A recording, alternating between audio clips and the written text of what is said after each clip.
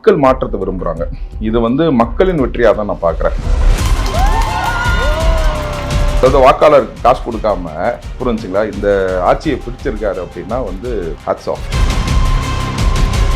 மக்களை பஸ் ஏறுறது different area அடர்த்தி தெரியாம போயிடுச்சு. இந்த அடர்த்தி தெரியாம போனதுதான் பாத்தீங்கன்னா இன்னைக்கு 95% வந்திருந்தா தாவேகா ஆட்சி எப்படி இருக்கும்னு கேட்டீங்கன்னா கமிஷன் இல்லாத கான்ட்ராக்ட். தமிழ்நாட்டில் மட்டும்தான் கிரிக்கெட் போர்டில் நீங்கள் பார்த்தீங்கன்னா கூட ஜாதியை நம்ம பின்னாடி போட மாட்டோம். அந்த மாதிரி ஒரு விஷயத்த பார்த்தீங்கன்னா இன்னைக்கு ஜாதி அறவே இல்லை அப்படிங்கும் போது இதுதாங்க மாற்றம். தாவேகா வேட்பாளர்கள் வேலையே செய்யல. இந்த கருப்பு ஆடுகளை கண்டுபிடிச்சு கட்சியை விட்டு நீக்கணும்னு சொல்லிட்டு, ஏன்னா கிட்டத்தட்ட 50,000 கோடி காசும் கொடுத்துருக்காங்க. மக்கள் அந்த காசை வாங்கிட்டு திரும்ப ஓட்டை போட்டிருக்காங்க பாருங்க.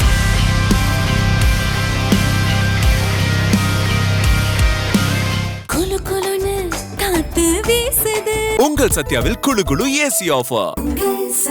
ரெட் நூல் தமிழ் நேயர்கள் அனைவருக்கும் வணக்கம். இன்று நாம் சந்திக்க போகும் சிறப்பு விருந்தினர் தாவேகா ஆதரவாளரும் வழக்கறிஞருமான திரு ஆரோக்கிய சதீஷ் அவர்கள். சார் வணக்கம். வணக்கம். இனிமே உங்களை தாவேகா சப்போர்ட்டர்னு வெளிப்படையாவே இன்டர்வியூல சொல்லலாம். ஏன்னா நீங்க தொடர்ந்து திருச்சி கிழக்குல நான் விஜய்க்காக வேலை செய்ய போறேன், நான் அந்த தொகுதியோட வாக்காளர், அங்க விஜய் ஜெயிக்கிறதுக்கு நான் பாடுபடுவேன் அப்படின்னு சொன்னீங்க. கிட்டத்தட்ட பெருவாரியான வாக்குகள் வித்தியாசத்துல விஜய் அவர்கள் ஜெயிச்சிருக்கிறாரு. எப்படி நடந்தது இந்த சேஞ்சஸ் தமிழ்நாட்டில்? ஏன்னா ஒரு 50 வருடமாவே இருமுனை போட்டியா இருந்தது, ஒரு பைபாலர் பாலிடிக்ஸ். விஜய் 2.2 வருஷத்துல இது எப்படி உடைச்சாருன்னு நீங்க பாக்குறீங்க? இல்ல இது பாத்தீங்கன்னா அதான் 50 வருஷத்துக்கு அப்புறம் நீங்க சொன்னது கரெக்டான ஒரு விஷயம். ஏன்னா எம்ஜிஆருக்கு அப்புறம் இன்னைக்கு விஜய் செஞ்சிருக்காரு. இது 50 வருஷத்துக்கு அப்புறம் நடந்த இது ஒரு அரசியல் மாற்றம். இது எல்லாமே என்னன்னு கேட்டீங்கன்னா மக்கள் மாற்றத்தை விரும்புறாங்க. இது மக்களின் வெற்றியா தான் நான் பாக்குறேன். ஓகேங்களா? ஸோ எல்லாருமே பாத்தீங்கன்னா இந்த கரப்ஷன் புரிஞ்சுங்களா, இந்த அராஜக அரசியல் பேசவே கூடாதுன்ற அளவுக்கு பார்த்தீங்கன்னா ஒரு கட்டமைப்பை இது பண்ணாங்க. இன்னைக்கு விஜய் எதனா எதிர்த்தாருன்னா டிஎம்கே மட்டும் எதிர்க்கல, அதிமுக எதிர்க்கல, பாஜக மற்ற எல்லா தோழமை கட்சியும் மொத்த அரசியலையும் எதிர்த்து போராடினாரு. இது மக்களின் வெற்றி. அதான் நான் பார்க்குறேன். மக்களின் வெற்றிங்கிறத தாண்டி கிட்டத்தட்ட பொது தொகுதியில தனி தொகுதி வேட்பாளர்கள் நம்ம சொல்லக்கூடாது அந்த வார்த்தையை, ஒடுக்கப்பட்ட மக்களை பொது தொகுதியில கிட்டத்தட்ட ஒரு 25 தொகுதிகளில் முன்னிறுத்தி இருக்கிறார். எங்க இருந்து இந்த மாதிரி விஷயங்கள்? ஆதி தமிழர்களை நிக்க வச்சிருக்காரு சார், அவ்வளவுதான் சார். அது நம்ம அப்படிதான் சார். ஏன்னா இது ஒரு பெரிய சேஞ்ச் சார். தமிழ்நாட்டுல இந்த 50 வருஷமா யாருமே அப்படி பண்ணது கிடையாது. இன்னைக்கு தனித்தொகுதி வேட்பாளர்கள் மட்டும்தான். அந்த உங்களுக்கு 44 45 இருக்குப்பா, நீங்க அங்க நில்லுங்க, பொது தொகுதிக்கு நீங்க ஆசைப்படாதீங்கன்னு தான் இந்த 50 வருஷமா நம்ம பார்த்துருக்கிறோம். முக்கிய இலாக்காக்கள் வழங்கப்படுவதே கிடையாது அப்படிங்கிற ஒரு விஷயம் ரொம்ப நாளா சொல்லிட்டு இருந்தாங்க. பொது தொகுதியில கிட்டத்தட்ட 24 வேட்பாளர்கள் ஜெயிச்சிருக்காங்கன்னா அது மிகப்பெரிய விஷயம் தானே சார். இஸ்லாமியர்கள் கிறிஸ்தவர்கள் சேர்ந்து 30 பேர் அங்க நின்றுருக்கிறாங்க, கேண்டிடேட்டா வந்திருக்காங்கன்னா அது ஒரு சேஞ்சஸ் தானே? இல்லை, கண்டிப்பாக. இது என்னன்னு கேட்டிங்கன்னா ஜாதி மதம் எல்லாத்தையும் கடந்து பார்த்தீங்கன்னா மக்கள் மக்களாக நேசிக்கிறாங்க. நம்ம தமிழ்நாட்டில் மட்டும்தான் கிரிக்கெட் போர்டில் நீங்கள் பார்த்தீங்கன்னா கூட ஜாதியை நம்ம பின்னாடி போட மாட்டோம். அந்த மாதிரி ஒரு விஷயத்த பார்த்தீங்கன்னா இன்னைக்கு ஜாதி அறவே இல்லை அப்படிங்கும் போது இதுதாங்க மாற்றம். நீங்கள் ஆவணக்கொலை எப்படி தடுக்க முடியும்? இந்த மாதிரி டெமோக்ராட்டிக்காக நம்ம எப்படி இருக்கிறதுன்னு கேட்டிங்கன்னா தொகுதிகளில் ஃபஸ்ட்டு சீட்டு கொடுக்கணும். அதை விஜய் நல்லபடியாக பண்ணியிருக்காரு. ரெப்ரசன்டேஷனே அதிகாரத்தையும் அவங்க கையில கொண்டு போய் சேர்த்தீங்கன்னா சாமானியர்களுக்கு அவங்க வலிமை அடைவாங்க அப்படின்னு நீங்க சொல்றீங்க. கண்டிப்பா. இன்னைக்கு எல்லாருமே சொன்னாங்க. ஒரு நேற்று ஒருத்தன் வன்மத்தோட அடையாளமா நான் சொல்றேன். ஏன்னா திமுக காரர் என்கிட்ட பேசும்போது நண்பர்கள் தான், ஓகேங்களா, நான் ஒன்றும் பேசும்போது பார்த்தீங்கன்னா ஒரு சொல்லக்கூடாது, அதை ஒரு ஆட்டோக்காரன் இது வாங்கிட்டு போறான், ஓகேங்களா, உதயநிதி அதே இடத்துல வாங்கியிருக்காரு. அந்த இடத்துல சான்றிதழ் ஒரு ஆட்டோக்காரன் வாங்கிட்டு போறான். ஏய், கொள்ளையடிக்கிற நீ அசிங்கப்படணும்டா, உழைச்சு சாப்பிடுற ஆட்டோக்காரர் எதுக்குடா அசிங்கம்? ஆட்டோக்கார் அதிகாரத்துக்கு வரக்கூடாதுன்ற ஒரு மனநிலை ஒரு திமுக இருக்குது பாத்தீங்களா? 67 அண்ணா ரிக்ஷா இழுத்தவரை கேண்டிடேட்டா நிக்க வச்சு ராமநாதபுரம் மன்னர் குடும்பத்தை தோக்கடிச்சாரு. அப்படி ஒரு விஷயத்திலே திமுக காரர் இப்படி சொல்றாரு. திமுக காரர் இப்படி சொல்ற உழைச்சு சாப்பிடுற ஆட்டோக்காரரை பத்தி தப்பா பேசுற பத்தியா, போன வை அப்படின்னு போன வச்சு. இல்ல, இப்ப நானுமே அந்த விஷயங்களை ரொம்ப ஆச்சரியமான விஷயங்களா பார்த்தேன். ஒரு ஆட்டோ டிரைவர், ஒரு முன்னாள் அமைச்சர், சிம்ம சொப்பனமாக இருந்த ஜெயக்குமார டெபாசிட் இலக்க வச்சிருக்கிறார் அப்படிங்கறது ஆச்சரியமா பாக்குறது வேற, ஆட்டோ டிரைவர்லாம் ஜெயிக்கிறானா அப்படின்னு பாக்குற மனோநிலை வேற இல்ல. அதுதான் இந்த மாற்றம் வந்தது காரணம். சீட்டு கொடுத்ததும் பாத்தீங்கன்னா நல்லா பரவலாக எல்லா மக்களையும் ரீச் பண்ணுற அளவுக்கு எல்லாத்துக்கும் சீட்டு கொடுத்துருக்காங்க. இங்கே ஒன்று என்னன்னு கேட்டிங்கன்னா இவங்க கிட்டத்தட்ட 50,000 கோடி காசும் கொடுத்துருக்காங்க. ஓகேங்களா. திமுக மற்றும் அதிமுக இரு பெரும் கட்சிகள் கொடுத்து மக்கள் அந்த காசை வாங்கிட்டு திரும்ப ஓட்டை போட்டிருக்காங்க பாருங்க. ஓகேங்களா, இதுதான் மக்களின் அடையாளம். நாளைக்கு வந்து பாத்தீங்கன்னா உங்க காசை தான் கொடுக்குறாங்க, நீங்க வாங்கிட்டு அவங்க காதலையே விசில ஊதுங்கறாரு. அது நடந்துருச்சு. அதாவது ₹1 கூட ஒரு மனுஷன் செலவு பண்ணாம, அதாவது வாக்காளருக்கு காசு கொடுக்காம, புரிஞ்சுங்களா, இந்த ஆட்சியை பிடிச்சிருக்காரு அப்படின்னா வந்து ஹேட்ஸ் ஆஃப். பெரிய விஷயங்களா தான் பார்க்கப்படுது. என்னன்னா எம்ஜிஆர் அவர்கள் கட்சி ஆரம்பித்த ஒரு 5 வருடத்துல தேர்தலை சந்திக்கும் போது அவர் வாங்கின சீட்டு 130.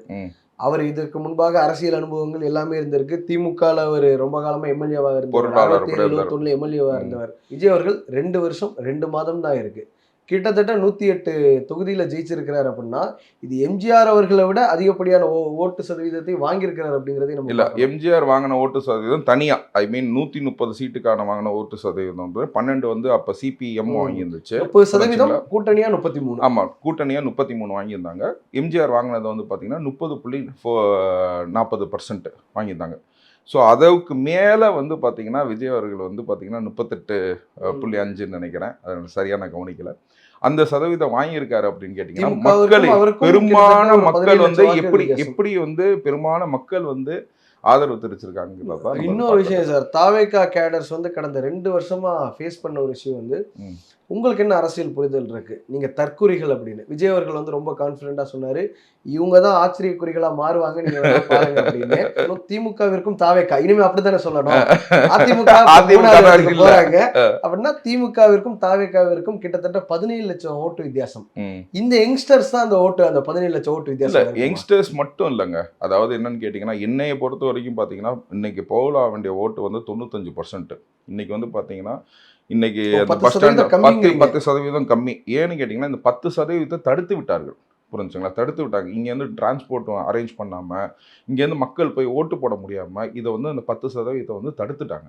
இந்த 10 இப்போ நம்ம கிளாம்பாக்கத்தில் பார்த்தது வந்து ஒரு இடம். இப்போ வந்து நான் அதை தான் கம்பேர் பண்ணுவேன். ஜல்லிக்கட்டுக்கு தமிழ்நாடு முழுக்க போராட்டம் நடந்துச்சு. மெரினால ஏன் சக்ஸஸ் ஆச்சுன்னா அது பெரிய இடம்ங்கிறதுனா தெரிஞ்சிச்சு, அதனால கிளாம்பாக்கம்ங்கிறது தெரியப்பட்டுச்சு. விழுப்புரத்துல இருந்தது, கோயம்புத்தூர்ல இருந்தது. இல்லை என்னன்னு கேட்டிங்கன்னா திருச்சியை பொறுத்த வரைக்கும் பார்த்தீங்கன்னா இப்போ சத்திர பஸ் ஸ்டாண்டில் ஏறுவோம், மத்திய பஸ் ஸ்டாண்டில் ஏறுவோம், பவுஞ்சூரில் ஏறுவோம், மன்னார்புரத்தில் ஏறுவோம், பால்பண்ணையில் ஏறுவோம், டோல்கேட்டில் ஏறுவோம். இந்த மாதிரி மக்களை வந்து பஸ் ஏறுறது வந்து டிஃப்ரெண்ட் ஏரியா. அதனால வந்து அந்த அடர்த்தி தெரியாமல் போயிடுச்சு. மெட்ராஸில் மட்டும்தான் அந்த அடர்த்தி தெரிஞ்சிச்சு, புரிஞ்சுக்கலாம். அந்த அடர்த்தி தெரியாமல் போனது தான் வந்து பார்த்தீங்கன்னா இன்னைக்கு 95% வந்திருந்தா தனி பெரும்பான்மையாகவே வந்து தாவேகா வந்து. சென்னை வந்து எப்பவுமே திமுகவோட கோட்டை, எம்ஜிஆர்னால அசைச்சு பார்க்க முடியல அப்படின்னாங்க. முதலமைச்சர் அவருடைய சொந்த தொகுதியில 4வது முறையாக கண்டெஸ்ட் பண்றாரு, தோர்த்து இருக்கிறார். இதை நீங்க எப்படி பாக்குறீங்க? சென்னையில 16 தொகுதியில 2 தொகுதி தான் ஜெயிச்சிருக்காங்க. ஒன்னு துணை முதலமைச்சர் தப்பி தவறி ஒரு 10,000 ஓட்டுல, சேகர்பாபும் அதே ரேஞ்சில் ஜெயிச்சிருக்கிறாரு. சென்னையில தாவேகாவோட வளர்ச்சி எந்த அளவுக்கு பாக்கல? இல்ல, நான் முன்னாடியே உங்கள்ட்ட பதிவு செஞ்சிருப்பேன், நம்ம இன்டர்வியூல கூட பதிவு செஞ்சிருப்போம். மெட்ராஸ்ல வந்து 20% எக்ஸ்ட்ராவா போல ஆகும் நான் சொன்னேன். அப்ப எல்லாருமே வந்து சிரிச்சாங்க. மெட்ராஸ்ல எப்போதுமே எல்லாமே ரிசார்ட்டுக்கு போயிருவாங்க, எலெக்ஷனுக்கு ஓட்டு போடுறது இருக்கக்கூடிய இடம் அப்படின்றதுனால வந்து பாத்தீங்கன்னா எல்லாருமே போயிருவாங்க. இன்னைக்கு அனைத்து மக்களும் கியூல நின்று 2 மணி நேரம் காத்து இருந்து, இன்னைக்கு வந்து பாத்தீங்கன்னா நடிகர் ஜீவா அன்னைக்கு நான் டிவியில தான் பார்த்தேன், 2 hours வெயிட் பண்ணி வந்து ஓட்டு போட்டாரு அப்படின்னு, புரிஞ்சுக்கலாம். அந்த அளவுக்கு வந்து கூட்டங்கள் வந்து இருந்திருக்கு அப்படின்னு கேட்டிங்கன்னா இது வந்து பெரிய மாற்றம். ஓவராலாக வந்து 10%க்கு மேலே வரும்னு, அது வந்து 12%க்கு மேலே வந்துருச்சு. தாமு அவர்களை பற்றி நீங்கள் சொன்னீங்க, ஆட்டோ டிரைவர் வந்து ஜெயிச்சது. இந்த மாதிரி பல ஏரியாவில் இருக்கிறாங்க. நிறைய ஏரியாக்களில் வந்து அங்கங்கே இருக்கக்கூடிய சாமானியர்கள் மிகப்பெரிய ஸ்டால்வெட்ஸை தோக்கடிச்சிருக்கிறாங்க. அந்த விஷயங்கள்லாம் நம்ம பார்க்குறோம். இதற்கு முன்பாக திருவெரும்பூரில் வந்து தொடர்ச்சியாக அன்பில் மகேஷ் 2 முறை ஜெயிச்சார். அங்கே தாவேகா வேட்பாளர் தான் அவரை தோற்கடிக்கிறார். அதே மாதிரி தாமோவன் பர்சன் கிட்டத்தட்ட ஆலந்தூர்ல அவர் 89லயே வந்து ஸ்டாலினோட நெருக்கமானவர்னு சொல்லுவாங்க, இளைஞரணி அமைப்பாளராக இருந்தவர்னு சொல்லுவாங்க. 2011ல மிகப்பெரிய அதிருப்தி இருக்கும் போதும் அவர் எம்எல்ஏவா ஜெயிச்சார். 2016லயும் ஜெயிச்சார். அப்கோர்ஸ் 21ல அவர் அமைச்சரானார். அங்கே ஒரு சாதாரண வேட்பாளர் தாமோ அன்பரசனை தோற்கடித்திருக்கிறார். இன்னும் சென்னையில மயிலை வேலூர் நம்ம பார்த்தோம்னா ஒரு புதுமுகம் ஆடிட்டர் வெங்கட்ராமன் அவர்கள் வந்து தோற்கடித்திருக்கிறார். நிறைய பேரை பார்த்தோம்னா ரொம்ப ரொம்ப சாமானிய வேட்பாளர்கள் தான் தோற்கடிச்சிருக்காங்க, மிகப்பெரிய சால்வெட்ஸ். இந்த சேஞ்ச் வந்து எப்படி சாத்தியமானது? ஏன்னா அரசியல்னாவே நம்ம எல்லாத்துக்கும் தெரியும், மணி மைண்டட், பணம் ரொம்ப முக்கியமானது ஒன்றாக கருதப்படும். இந்த சேஞ்ச் எப்படி நடந்தது? இந்த பணத்தையும் மீறி, இது பணத்தையும் மீறி வந்தது அதுதான் சார். எல்லாத்துக்குமே வந்து நீங்க எந்த கேள்வி நீங்க வச்சீங்கன்னாலும் சரி, மக்கள் முடிவு பண்ணிட்டாங்க. அதாவது என்னன்னு கேட்டீங்கன்னா, இவங்களை வந்து அறவே இருக்கக்கூடாது, புரிஞ்சுங்களா. எனக்கு வந்து இன்னொன்று என்னன்னு கேட்டிங்கன்னா, இன்னும் கொஞ்சம் சில இடத்துல வந்து பார்த்தீங்கன்னா, சில கருப்பாடுகள் வந்து தாவேகால இருக்கிறாங்கன்னு சொல்லிட்டு நான் வந்து சொல்கிறேன். தாவேகால இந்த இவ்வளோ சீட்டை இல்ல கண்டெஸ்ட் பண்ணவங்க வெற்றி பெற்றவர்கள கண்டிப்பாக ஒரு சதவீதம் இருக்கும், 100% இருக்கும் தான். பட் ஆனால் அதுக்கான சரியான இது தெரியல. ஒருவேளை சிங்கிள் லார்ஜஸ்ட் பார்ட்டியா ஒருவேளை திமுக வந்திருந்தா நீங்க சொல்ற இந்த விஷயங்கள் சாத்தியமா இருக்குமோ?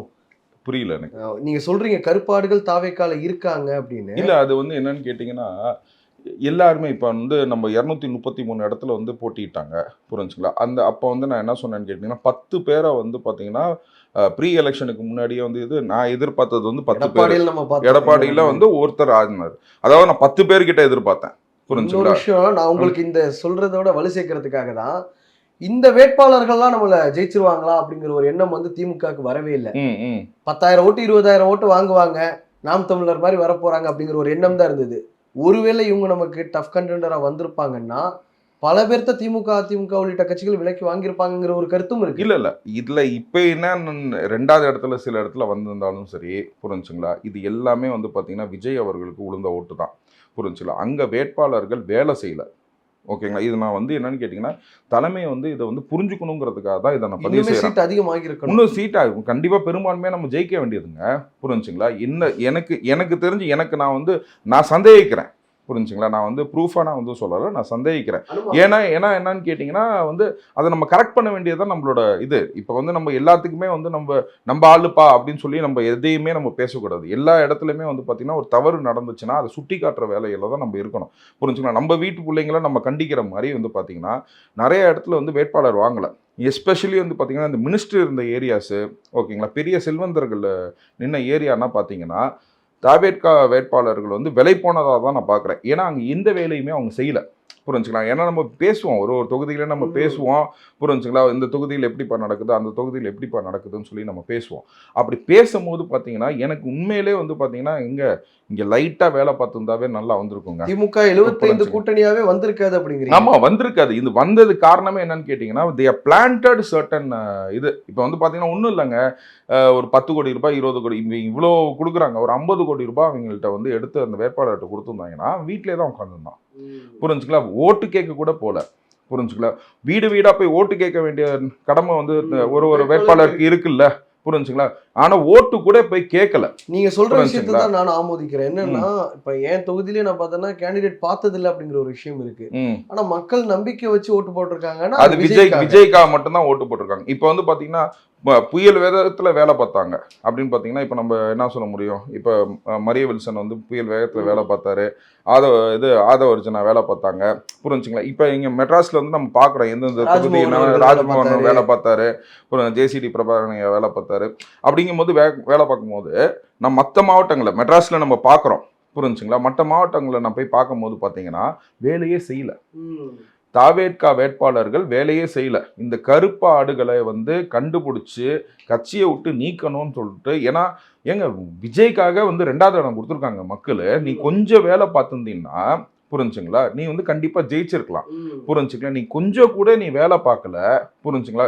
ஏன்னா இப்ப காசு கொடுக்குற இடத்த புடிச்சு கொடுக்கறதுக்கு இது பண்ணுவாங்க. ஒரு வேட்பாளரா வந்து நம்ம எவ்வளவு டென்ஷனா இருப்போம்னு எனக்கு தெரியும். இப்ப நான் திருச்சி கிழக்கு தொகுதியை இது என்னன்னா வேட்பாளர்களும் சில இடத்துல வந்து இதை டேக் இட் ஃபார் கிராண்டட் எடுத்துக்கிட்டாங்களோ. தலைவரோட முகம் போதும், தலைவர் முகம் போதும், நீங்க களத்துல வேலை செய்யணும். நீங்க களத்துல வேலை செஞ்சணும், போய் ஓட்டு வீடு வீடா போய் ஓட்டு கேட்டிருக்கணும். இன்னும் அதாவது எதுவுமே பண்ணலைங்க, புரிஞ்சுக்கலாம். அவங்க சைலண்ட் ஆனது என்னன்னு கேட்டீங்கன்னா அதை ஆப்போசிட்டை ஜெயிக்க வைக்கிறதுக்கான ஒரு இதுதான். இந்த திமுகவோட இந்த வெற்றியை கூட நான் வந்து ஏத்துக்க மாட்டேன்னு சொல்றது என்னன்னு கேட்டீங்கன்னா இது தாவேக்கால நடந்த மிஸ்டேக்குன்னு தான் நான் சொல்லுவேன், புரிஞ்சுக்கலாம். நம்ம மிஸ்டேக்கை நம்ம தாங்க கரெக்ட் பண்ணிக்கணும். இப்போ நம்ம மிஸ்டேக்கை நம்ம தான் வந்து எடுத்து வரைக்கணும், புரிஞ்சுக்கலாம். அந்த விதத்துல தான் நான் சொல்றேன் இல்லையா. இந்த மாதிரி கருப்பாடுகளை வந்து விஷயம் எல்லா கட்சிக்குமே ஓகேங்களா. இந்த இதை வந்து பாத்தீங்கன்னா தாவேக்கா இன்னைக்கு வந்து ரொம்ப சந்தோஷத்துல இருந்தா கூட சந்தோஷத்துல இது ஒரு துக்கம். திமுக கூட்டணி எனி டைம் உடையலாம். இப்பவே நான் உங்களுக்கு அந்த இது ஸ்பாயிலர் சொல்லிடுறேன். திமுக கூட்டணி நம்ம பேசிட்டு இருக்க இந்த நொடியில கூட நம்ம போன் பார்க்கல, நொடியில கூட உடைந்திருக்கலாம், இல்ல வரக்கூடிய நாட்கள்ல கூட எனி டைம் உடையலாம். இந்த ஈக்குவேஷன் எப்படி 118ங்கிற அந்த மேஜிக் நம்பர் எப்படி வரப்போகுது? இல்ல கண்டிப்பா வந்து நீங்க சொன்ன மாதிரி காங்கிரஸ் வந்து கொடுப்பாங்க, கம்யூனிஸ்ட் வந்து அவங்க கருத்தை தெரிவிச்சிருக்காங்க. அப்படிங்கும்போது பாத்தீங்கன்னா சின்ன சின்ன மத்த இதெல்லாம் கம்யூனிஸ்ட் சேர்ந்து 4, கண்டிப்பா விசிக வந்துரும். 2 6, காங்கிரஸ் 5 11 இதுலயே அந்த மேஜிக் இப்படியே வந்து திமுகல இருந்து வரும் அப்படின்னு சொல்லிட்டு நான் எதிர்பார்க்கிறேன். ஏன்னு கேட்டீங்கன்னா இன்னைக்கு ஆதவர்ஜனா வந்து விசிகாவோட நல்ல தொடர்புல இருக்காரு. ராகுல் காந்தி வந்து பாத்தீங்கன்னா வந்து விசிகால சீட்டு மறுக்கப்பட்டவர்கள் எல்லாமே ஆதவர்ஜனாவை எதிர்த்து பேசியவர்கள். அதையும் நான் சொல்லிக்கிறேன். வன்னியரசு ஓகே, ஆஃப்கோர்ஸ் இவர் சிந்தனை செல்வன் அந்த கட்சி பொதுச் செயலாளர் கொடுத்தாகணும் லீடர்ஷிப்ல 2வதுல இருக்கும்போது. சீட் மறுக்கப்பட்ட எஞ்சிய எல்லாருமே யாருன்னு பாத்தீங்கன்னா ஆதவர்ஜனாவிற்கு எதிராக பேசியவர்கள் அப்படிங்கறது இந்த இடத்துல நான் இல்ல இன்னைக்கு வந்து இப்பயாச்சும் இல்ல இது ஆக்சுவலா வந்து பாத்தீங்கன்னா இப்போ நான் வந்து முன்னாடியே உங்கள்ட்ட சொல்லியிருக்கேன். காங்கிரஸ் வந்து பாத்தீங்கன்னா அவங்க வந்து தாவேகாவோட ஜாயின் பண்ணாங்கன்னா டபுள் டிஜிட்டா போயிருப்பாங்க, இல்லைன்னா பாதியா இருக்கும் நான் பதிவு செஞ்சேன். 28 வாங்கி 20 சீட்டை நீங்க இழக்கிறதுக்கு 23 சீட்டை நீங்க இழந்திருக்கிறீங்க. ஆமா, ஒருவேளை தாவேகா போயிட்டு ஒரு 150 அவங்க எடுத்துட்டு மீதி 84 கூட்டணிகளுக்கு பிரிச்சு கொடுத்திருந்தாலுமே ஒரு நல்ல நம்பர் வந்திருக்கும். அது இல்லாம அவர் கூட்டணி ஆட்சி வந்து ஏற்கனவே வந்து பதிவு செஞ்சிருக்காரு. ஓகேங்களா, கூட்டணி ஆட்சிக்கு வந்து நம்ம வந்து ரெப்ரசன்டேஷன் கொடுக்குறோம் அப்படின்னு சொல்லியிருக்காரு. அப்படிங்கும் போது இந்த ஜெயிச்ச இந்த கட்சிகள்லாம் வந்து அவர் ரெப்ரசன்டேஷன் கொடுக்குறோம் தான் முன்னாடி. இன்னொரு விஷயம் என்னன்னா, கம்யூனிஸ்ட், விசிகா, காங்கிரஸ் போன்ற கட்சிகள் இருக்கும்போது விஜய் ஏதாவது தவறுகள் செய்தாலும் அதை சுட்டி காட்டுவதற்கு இவர்கள் பண்ணுவாங்க, ஏதாவது ஒரு விஷயத்த பண்ணுவாங்கிற ஒரு எதிர்பார்ப்பும் இருக்கு. இப்ப நீங்க பாமகவை சேர்த்துக்கிறதுல பொது ஜனங்கள் அதை எப்படி எடுத்துப்பாங்க அப்படின்னு தெரியல. ஏன்னா அந்த கட்சி வந்து எப்பவுமே தொடர்ச்சியாக பாஜகவோட கூட்டணியில இருக்காங்க 14ல இருந்து. கொள்கையா கூட்டணியான்னு பார்க்கும்போது அவங்க கூட்டணியை தேர்ந்தெடுத்திருக்காங்க. இது வரைக்கும் நான் பார்த்த வரைக்கும் சொல்றேன், கூட்டணியை தான் தேர்ந்தெடுத்திருக்காங்க. சிபிஐ கேஸ் இருக்குங்கிற அந்த கட்சி தூங்கிட்டு இருக்கு விஷயங்களா இருக்கு. இவர்களை நீங்க கூட்டணியில வச்சுக்கும் பொழுது நீங்கள் ஏதேனும் ஆட்சியாளர்களோ நீங்கள் ஏதேனும் எல்லா ஆட்சியிலுமே தவறுகள் நடக்கதான் செய்யும். தவறுகள் நடக்கும் போது ஒரு தோழமை சுட்டுதலோட இவங்க சுட்டி காட்டுறதுக்கு ஒரு வசதியா இருக்கும். கண்டிப்பாக. அதாவது இன்னைக்கு நம்ம வந்து வித்தவுட் ஃபேக்ட்ஸ் வந்து நீங்க எந்த கேள்வி கேட்டீங்கனாலும் என்கிட்ட பதில் கிடையாது, புரிஞ்சுங்களா? ஏன்னா நம்ம பேசும்போது மக்கள் வந்து எதிர்பார்க்கறாங்க, எதிர்பார்ப்புகள் தான், அதான் நான் பதிவு செய்யறேன், புரிஞ்சுங்களா? இந்த எதிர்பார்ப்புகள் நடந்துச்சுன்னா வந்து பாத்தீங்கன்னா நல்லபடியா இருக்கும் அப்படின்னு சொல்லிதான் என்னோட. அமைச்சரவையில இது வரைக்கும் நம்ம பார்த்ததே இல்லை சார், சினிமாவில பார்த்திருப்போம் இந்த மாதிரி எல்லாம். யங்ஸ்டர்ஸ் நிறைய பேர் வரப்போறாங்க, நீங்க ஏத்துக்கிறீங்களோ இல்லையோ. 30 வயது 35 வயது 40 வயது இளைஞர்கள் தான் அமைச்சரவையில போய் உட்கார போறாங்க. 35 எம்எல்ஏ வந்து பாத்தீங்கன்னா 35 வயதுக்கு உள்ள இருக்கிறவர்கள். இதுல சரிபாதியா போனாலே ஒரு 10க்கு மேற்பட்டவர்கள் போய் முக்கிய இலாக்காக்களை கையாளக்கூடிய இளம் அமைச்சர்களா இருப்பாங்க. இந்த சேஞ்சஸ் தமிழ்நாட்டுல என்ன மாதிரியான ஒரு மாற்றங்களை கொண்டு வரும்? இல்ல கண்டிப்பா வந்து நீங்க பாத்திருப்பீங்க, திமுகல இப்போதைக்கு அவங்க தோத்ததுக்கு மெயின் காரணம் நான் நினைக்கிறது வந்து ஒரு ஜென்ரேஷன் சேஞ்ச் இல்லையோன்னு நான் நினைக்கிறேன். காங்கிரஸ்க்கு என்ன ஒரு பின்னடைவா பார்க்கப்படுதோ, ஒரு old guard versus young guards இருக்கும், ஒரு வாரிசுகள் மட்டுமே அந்த அதிகாரத்துக்கு வர முடியுங்கிற விஷயம் திமுகவே மிகப்பெரிய அளவில் பாதிக்கப்பட்டிருக்கு. இனி உதயநிதியை இப்ப அரசியல கொண்டு வந்திருக்காங்க, இன்ப நிதியை அவ்வளவு சீக்கிரம் அரசியல கொண்டு வந்துருவாங்க கேள்வியெல்லாம் இப்போ வந்திருக்கு. இப்ப மக்கள் அதெல்லாம் வந்து விரும்ப மாட்டாங்கிறத தாவேகா ஆட்சி எப்படி இருக்கும்னு கேட்டீங்கன்னா கமிஷன் இல்லாத கான்ட்ராக்ட். ஓகேங்களா, கமிஷன் இல்லாத கான்ட்ராக்ட் தான் வந்து தாவேகா கட்சியோட டேக்லைனாக இருக்கும், புரிஞ்சுங்களா? ஸோ அதனால் இளம் அமைச்சர்கள் வரும்போது பார்த்தீங்கன்னா இந்த லஞ்சம், ஊழல், கரப்ஷன் இது எல்லாமே வந்து அறவற்று போவோம், புரிஞ்சுங்களா?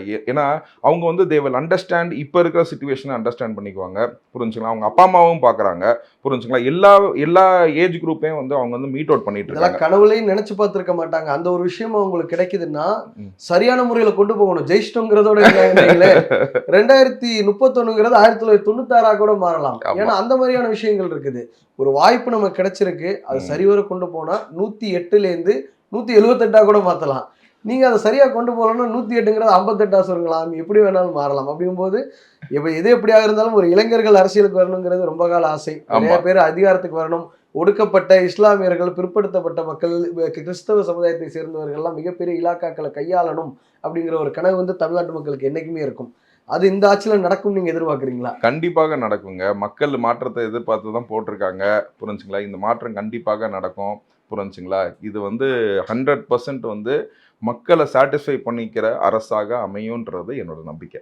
அதிமுகவோட நிலைமை என்னவா சார் இருக்கும்? ஏன்னா அவங்களுமே கிட்டத்தட்ட வந்து கரைஞ்சு போயிடுவாங்கன்னு நினைச்சாங்க எல்லாருமே, டிவிகே விசஸ் டிஎம்கேன்னு பார்க்கும்போது. ஆனா அவங்களும் கூட்டணியா சேர்ந்து ஒரு 50க்கு மேற்பட்ட இடங்களை ஜெயிக்கிறாங்க. அப்படிங்கும்போது அவங்களுடைய நிலைமை வரக்கூடிய காலங்கள்ல என்னவா இருக்கு? இல்ல ஆக்சுவலா வந்து விஜய் அவர்கள் ஒருவேளை ஒரு 10 சீட்டு கம்மியா ஜெயிச்சிருந்தாருன்னா எய்தர் எடப்பாடி அவர்களை டிபெண்ட் பண்ணி தான் இருந்திருக்கணுங்கிற ஒரு சூழல் தான். அதிமுக வந்து இவ்வளவு கூட்டணிகளை ஜெயிச்சிருக்கு, இன்னைக்கு வந்து திமுக இவ்வளவு கூட்டணி ஜெயிச்சிருக்கு அப்படின்னா இதை வந்து எந்த இடத்துலனா வந்து திமுக ஜெயிச்சாங்களோ, எந்த இடத்துலனா அதிமுக ஜெயிச்சாங்களோ, அங்க வந்து பாத்தீங்கன்னா நீங்க இன்னொன்னு ஆரம்பிச்சீங்க. இன்னைக்கு ஜாதி மதத்தை கலந்து வந்து மக்கள் வந்து ஓட்டு போட்டிருக்காங்க. எந்த இடத்துலயுமே வந்து இவங்க ஜாதி பார்த்து தான் இங்க பெரும்பான்மை ஜாதி வெற்றி பெற்ற இருக்குன்னா வேட்பாளர்கள் மேல மக்களுக்கு விமர்சனம் இருக்கலாம். இவர்கள்லாம் ஜெயிச்ச இவங்களுக்கெல்லாம் கொடுத்துருக்கணுமா சீட், இன்னும் கொஞ்சம் நல்ல வேட்பாளர்களுக்கு கொடுத்துருக்கலாமே அப்படின்னு. ஆனா சாதி கடந்து ஜெயிச்சிருக்காங்களா, ஒரு ஓட்டு வந்திருக்கானா ஸோ இது மாற்று அரசியல் வரும்போது பார்த்தீங்கன்னா இந்த மாற்று அரசியல் வந்து சில மக்களுக்கு வந்து போய் சேரலை. இன்னும் சில இடத்துல வந்து நம்ம தமிழ்நாட்டில் வந்து நம்ம ஜாதி இல்லை, நம்ம ஜாதி பின்னாடி போடாட்டி கூட சில இடத்துல வந்து ஜாதிங்களை பார்க்குறாங்க சில மக்கள், புரிஞ்சுங்களா? அந்த மக்கள் இந்த 5 வருஷத்துல டர்ன் அவுட் ஆயிடுவாங்க. மக்கள் மனித நேயத்தை மட்டுமே பார்க்குற மக்களாக வந்து மாறிடுவார்கள்னு சொல்லிட்டு நான் சொல்கிறேன். பார்க்கலாம் சார், பொறுத்திருந்து எந்தெந்த மாதிரியான என்ன கவர்மெண்ட் அமையுது, என்னென்ன மாதிரியான மினிஸ்ட்ரி கேபினெட்லாம் வருது, எத்தனை பேர் எத்தனை ரெப்ரசன்டேஷன்ல வர்றாங்க, என்னென்ன கம்யூனிட்டிக்கு இடம் ஒதுக்கப்படுது அப்படிங்கிறது எல்லாமே பொறுத்திருந்து பார்க்கலாம். உங்களுடைய நேரத்திற்கும் நேர்காணலுக்கும் எங்களுடைய ரெட் நூல் சார்பாக ரொம்ப நன்றி. Thank you thank you thank you. குளு குளுன்னு காத்து வீசுது. உங்கள் சத்யாவில் குளு குளு ஏசி ஆஃபர். உங்கள் சத்யா.